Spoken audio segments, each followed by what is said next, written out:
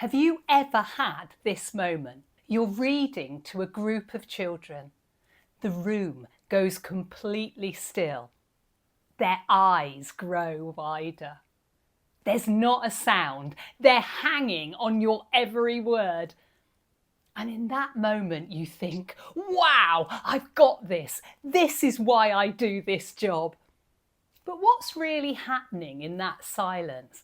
What's going on inside their brains and yours?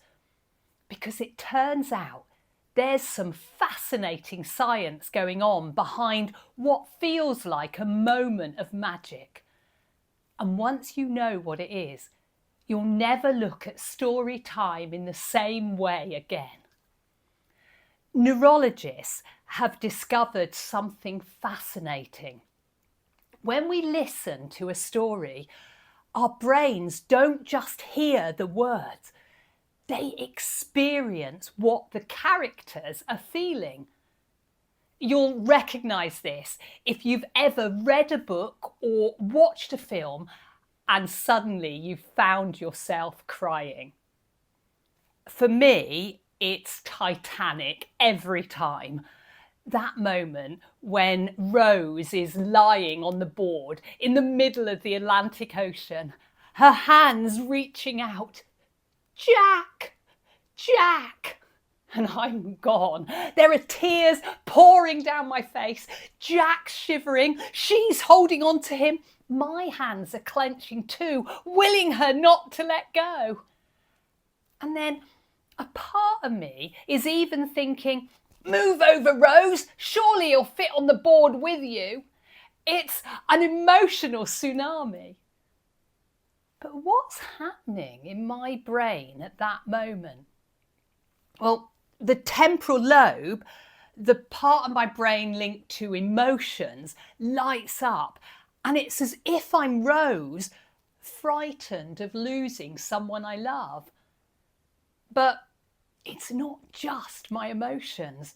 My motor cortex joins in. That's why I'm physically trying to help her hold on.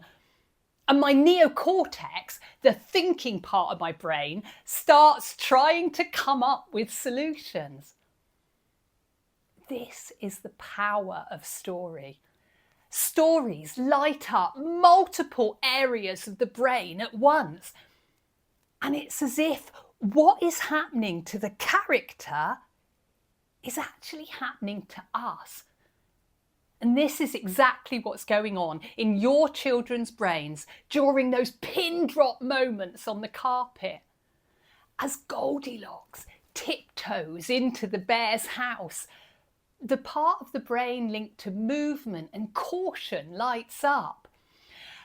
When the Gruffalo shows his terrible tusks and his terrible claws, the emotional centres flare.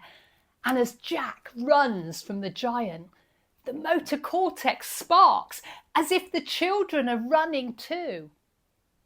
And all of this while they're sitting still, mouths open, listening.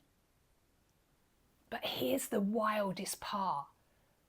When you're the one telling the story, your brain lights up too, in exactly the same places. And your brain and the children's brains begin to sync. It's like you're connected by invisible telegraph wires.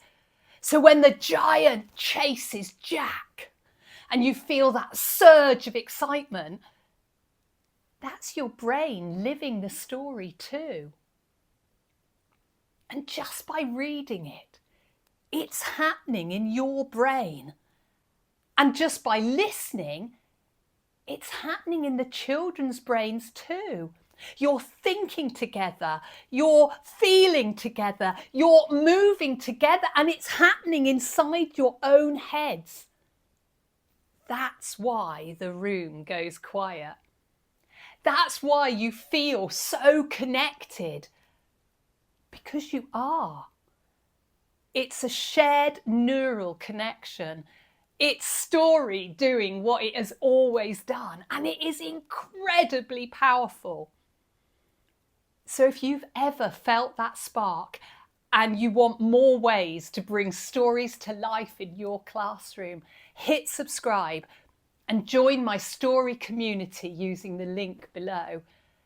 I'll send you ideas, resources, and a bit of storytelling magic straight into your inbox. Let's keep sharing the incredible power of story. I'll see you next time.